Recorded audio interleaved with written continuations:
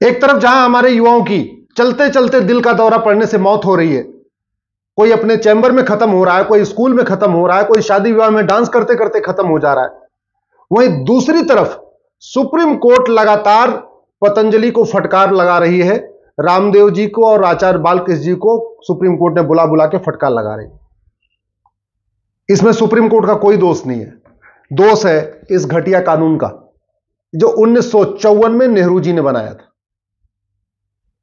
मैं माननीय प्रधानमंत्री से निवेदन करता हूं, तुरंत इस घटिया कानून को खत्म करें, नेहरू जी के द्वारा बनाए गए कानून को। यह भारत की चिकित्सा व्यवस्था को खत्म करने के लिए ही बनाया गया था और भारत में एक यूनिफॉर्म हेल्थ केयर कोड लागू करें, एक समान चिकित्सा संहिता लागू करें, एक भारतीय चिकित्सा संहिता लागू करें। मैं माननीय प्रधानमंत्री से निवेदन करता हूं कि 10वीं तक देश के सभी स्कूलों में योग विज्ञान, आहार विज्ञान, मनोविज्ञान इसको पढ़ाना अनिवार्य करें। प्राइमरी के सभी स्कूलों में एक योग मित्र नियुक्त करने के लिए पॉलिसी बनाएं। जैसे शिक्षा मित्र नियुक्त होते हैं, बैंक मित्र नियुक्त होते हैं, वैसे ही अब समय आ गया है कि प्रत्येक स्कूल में प्राइमरी में ही एक योग मित्र नियुक्त किया जाए जो सभी बच्चों को यह सिखाए क्या कैसे भोजन करना है, कब भोजन करना है, क्या भोजन करना है, क्या नहीं करना है, कब कब खाना है, कब सोना है, कब उठना है, पूरी लाइफ स्टाइल वो बच्चों को ट्रेनिंग दे। योग मित्र देश के सभी स्कूल में नियुक्त करने से बहुत बड़ा फायदा ही होगा, हमारा चिकित्सा का बजट कम हो जाएगा। Prevention is better than cure. ये जो हमारी योग चिकित्सा है, आयुर्वेद चिकित्सा है, हमारी आहार चिकित्सा है, हमारी जो प्राकृतिक चिकित्सा है, यह प्रिवेंशन पे काम करती है, जबकि जो विदेशी चिकित्सा है जिसको आप एलोपैथ कहते हैं वो क्योर पे काम करती है। मतलब बीमारी हो गई, आपने दवा खाया, बीमारी ठीक। कभी जो विदेशी चिकित्सा है उसमें यह नहीं बताया जाता कि आपको क्या खाना है, क्या नहीं खाना है, कैसे जीवन जीना है, कैसे रहना है, सेंसेस को कैसे कंट्रोल करना है, इंद्रियों को कैसे कंट्रोल करना है, मन पे कैसे कंट्रोल करना है। आदि बीमारियों का मूल कारण तो मन होता है। कहते नहीं, आप जैसा भोजन करेंगे, जैसा आंखों से देखेंगे, जैसा आप पढ़ेंगे, जैसा सुनेंगे, वैसा आपका मन होगा। जैसा मन होगा वैसे आपकी आने वाले समय में मन शरीर में विकृति पैदा होगी, बीमारी भी पैदा होगी। इसलिए भारतीय चिकित्सा व्यवस्था को प्रमोट करना बहुत आवश्यक है और वो तभी हो सकता है जब यह कानून खत्म हो जाए और भारत में एक समान चिकित्सा संहिता लागू किया जाए। समान नागरिक संहिता के बारे में प्रधानमंत्री जी ने कह दिया। आज मैं हाथ जोड़ के निवेदन करता हूं, समान नागरिक संहिता से पहले समान चिकित्सा संहिता लागू करिए। अमीर भी बीमारियों से परेशान है, गरीब भी परेशान है, मिडिल क्लास भी परेशान है, लोअर क्लास भी परेशान है, सब लोग बीमारियों से परेशान हैं और जो लाखों करोड़ का बजट जा रहा है इस बीमारियों के ऊपर वो जा ही रहा है। वो तो स्वाभाविक सी बात है, सरकार का भी पैसा खर्च हो रहा है, व्यक्तियों अपना जो निजी जीवन में जो लोग हैं उनका भी पैसा खर्च हो रहा है। समाधान यही है, समान चिकित्सा संहिता। मैं माननीय प्रधानमंत्री से निवेदन करता हूं, ये जो मेडिकल कोर्स चल रहा है इसको तत्काल रिव्यू करें। पहली बात तो 5 साल के मेडिकल कोर्स की जरूरत ही नहीं है। ये 5 साल का कोर्स केवल और केवल फीस वसूलने के लिए बनाया गया, क्योंकि जितना लंबा ड्यूरेशन होगा, जितना लंबा कोर्स होगा, उतनी ज्यादा फीस आएगी। फीस तो सेमेस्टर के हिसाब से होती है, फीस तो ईयरली होती है। 4 साल का कोर्स होगा तो फीस कम होगी, 5 साल का कोर्स होगा तो ज्यादा होगी। अंत में सबने मिलकर क्या कर दिया, मेडिकल के कोर्स को 5 साल का बना रखा है। दूसरी बात, फर्स्ट ईयर सबके लिए कॉमन होना चाहिए। मेरी पीआईएल भी चल रही है कोर्ट में, सरकार को नोटिस भी हुआ है, लेकिन जो मिनिस्ट्री ऑफ आयुष और मिनिस्ट्री ऑफ हेल्थ से ठीक से जवाब नहीं आ रहा है। मैं माननीय प्रधानमंत्री से निवेदन करता हूं, फर्स्ट ईयर में केवल और केवल भारतीय चिकित्सा के बारे में पढ़ाइए।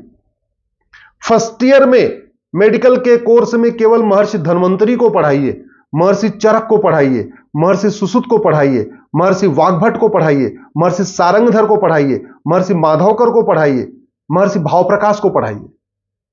ये जो जिनके नाम मैंने लिए हैं ना, ये दुनिया के सबसे बड़े सर्जन हैं, सबसे बड़े फिजिशियन हैं। चरक संहिता इतनी शानदार है, लेकिन हमारे यहां मेडिकल कोर्स में पढ़ाई नहीं जाती। महर्षि पतंजलि ने क्या शानदार बातें बताई हैं, लेकिन योग सूत्र में पढ़ाया नहीं जाता। तो सबसे आवश्यक यह हो गया है कि मेडिकल, वो चाहे उसको एलोपैथी में जाना हो, चाहे होम्योपैथी में जाना है, चाहे नेचुरोपैथी में जाना, चाहे आयुर्वेद में जाना, जो कोई भी डॉक्टर बनना हो, फर्स्ट ईयर कॉमन होना चाहिए। जैसे लॉ में फर्स्ट ईयर सबका कॉमन होता है, एमबीबीएस में फर्स्ट ईयर, अपना एमबीए में फर्स्ट ईयर सबका कॉमन होता है, वैसे ही मेडिकल के कोर्स में फर्स्ट ईयर कॉमन होना चाहिए और केवल भारतीय चिकित्सा, योग चिकित्सा, आहार चिकित्सा, इसके बारे में ही पढ़ाना चाहिए। मैं माननीय प्रधानमंत्री से निवेदन करता हूं, अगर भारतीय चिकित्सा का प्रचार प्रसार करना है तो सबसे पहले जो नेताओं के नाम पे हॉस्पिटल बने हैं ना, इनको बदलिए। हमारे देश में इतने महान चिकित्सक हुए, उनके नाम पे हॉस्पिटल नहीं है, उनके नाम पे सड़कें नहीं है, उनके नाम पे कुछ है ही नहीं है, उनको लोग जानते ही नहीं है। भाई जितने भारत के एम्स हैं उनका नाम नेताओं पे क्यों होना चाहिए? एम्स, जितने बड़े एम्स है, या जैसे सफदरजंग है, वो डॉक्टर नहीं था फिर भी सफदरजंग हॉस्पिटल है। राम मनोहर लोहिया हॉस्पिटल, लोहिया जी डॉक्टर नहीं थे फिर भी राम मनोहर लोहिया हॉस्पिटल। राजीव गांधी डॉक्टर नहीं थे फिर भी Rajiv Gandhi cancer institute. Indira ji doctor नहीं थी फिर भी इंदिरा जी के नाम पे हॉस्पिटल। जवाहरलाल जी कोई डॉक्टर नहीं थे फिर भी उनके नाम पे हॉस्पिटल। और कितने दुख की बात है कि दुनिया के जो सर्वश्रेष्ठ डॉक्टर हमारे पास थे, उनके नाम पे कोई हॉस्पिटल नहीं है, उनके नाम पे कोई मेडिकल कॉलेज नहीं है। न महर्षि धन्वंतरी के नाम पे कोई हॉस्पिटल मेडिकल कॉलेज, न महर्षि चरक के नाम पे हॉस्पिटल मेडिकल कॉलेज, न महर्षि सुश्रुत के नाम पे हॉस्पिटल मेडिकल कॉलेज, न महर्षि सारंगधर के नाम पे हॉस्पिटल मेडिकल कॉलेज, न महर्षि माधवकर के नाम पे हॉस्पिटल मेडिकल कॉलेज, न महर्षि वाग्भट के नाम पे हॉस्पिटल मेडिकल कॉलेज, न महर्षि भावप्रकाश के नाम पे मेडिकल हॉस्पिटल कॉलेज, न महर्षि पतंजलि के नाम पे मेडिकल हॉस्पिटल कॉलेज। अगर वास्तव में इस भारत की चिकित्सा व्यवस्था को बढ़ाना है तो सबसे पहले हॉस्पिटल और मेडिकल कॉलेजों का नाम हमारे ऋषियों महर्षियों पे होना चाहिए। महर्षि अंगिरा, महर्षि याज्ञवल्क्य, महर्षि अक्षपाद, महर्षि रैक्, महर्षि अगस्त्य, महर्षि लोमस, महर्षि अग्निवेश, महर्षि वशिष्ठ, महर्षि अजातशत्रु, महर्षि वात्सायन, महर्षि अत्रि, महर्षि वामदेव, महर्षि अष्टावक्र, महर्षि वाल्मीकि, महर्षि आत्रेय, महर्षि विश्रवा, महर्षि कण्व, महर्षि विश्वामित्र, महर्षि कपिल, महर्षि व्यास, महर्षि कश्यप, महर्षि वैशंपायन, महर्षि कात्यायन, महर्षि सर्वभंग, महर्षि कृपाचार्य, महर्षि सुखदेव, महर्षि गर्ग, महर्षि सत्यकाम, महर्षि गोभिला, महर्षि जाबाल, महर्षि गौड़पाद, महर्षि सुतीक्ष, महर्षि च्यवन, महर्षि सुमंत, महर्षि जमदग्नि, महर्षि जैमिनी, महर्षि मरीच, महर्षि दत्तात्रेय, महर्षि अंगिरस, महर्षि दधीच, महर्षि पुलह, महर्षि देवल, महर्षि क्रतु, महर्षि धौम्य, महर्षि सुनक, महर्षि कड़ाद, महर्षि पराशर, महर्षि भास्कराचार्य, महर्षि पुलस, महर्षि चरक, महर्षि भारद्वाज, महर्षि करदम, महर्षि भरूच, महर्षि भृगु, महर्षि गौतम, महर्षि बौद्धायन, महर्षि मैत्रायण। इतने हमारे बड़े बड़े ऋषि महर्षि हुए, उनके नाम पे ना कोई मेडिकल कॉलेज है, ना कोई हॉस्पिटल है। बस पॉलिटिकल पार्टियां अपने अपने हिसाब से अपने अपने नेताओं के हॉस्पिटल खोल रही हैं, जबकि उनका इलाज से कोई लेना देना नहीं था। इसलिए माननीय प्रधानमंत्री से निवेदन करता हूं, भारत के जितने प्रमुख हॉस्पिटल हैं, जितने मुख्य मेडिकल कॉलेज हैं, उनका नाम ऋषियों महर्षियों पे रखिए। आयुष्मान योजना, जो आयुष्मान कार्ड है, ये केवल और केवल आयुष में ही इलाज कराने पे चलना चाहिए। या आयुष्मान जो कार्ड है, ये एलोपैथ पे नहीं चलना चाहिए, विदेशी चिकित्सा पे नहीं चलना चाहिए। दुनिया की सबसे बड़ी स्कीम है आयुष्मान भारत योजना, लेकिन वो सारा का सारा उससे यूज कैसे हो रही है? विदेशी चिकित्सा पे।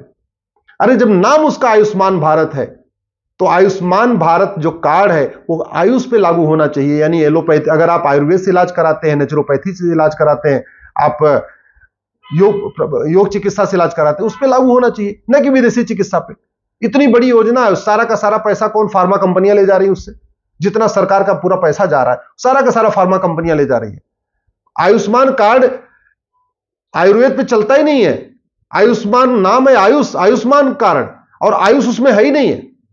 आयुष्मान कार्ड से आप आयुर्वेद में इलाज नहीं करा सकते, योग में इलाज नहीं करा सकते, प्राथमिक चिकित्सा में इलाज नहीं करा सकते। तो ये इसको बदलने की जरूरत है। और जो डॉक्टर का मतलब एमबीबीएस हो गया है और दवाई का मतलब एलोपैथी हो गया है, इसको बदलने की जरूरत है। डॉक्टर का मतलब योगाचारी क्यों नहीं? डॉक्टर का मतलब आयुर्वेदाचारी क्यों नहीं? डॉक्टर का मतलब वैद्य क्यों नहीं? भारत के सभी हॉस्पिटल में 50% डॉक्टर नेचुरोपैथी के होने चाहिए, योगाचार्य होने चाहिए, आयुर्वेद के होने चाहिए।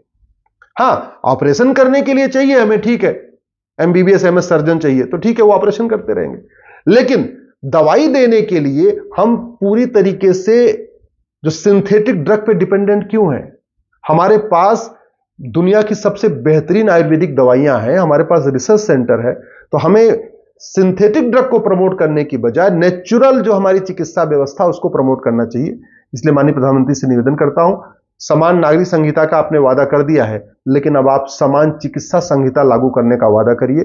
भारतीय चिकित्सा संहिता बनाइए, उससे इतनी सारी जो इतनी मौतें हो रही हैं, चलते चलते मौत हो रही, इतनी बीमारियां होती जा रही हैं, हर परिवार में लोग बीमारी से परेशान है, उस बीमारी का एक ही समाधान है, भारतीय चिकित्सा संहिता।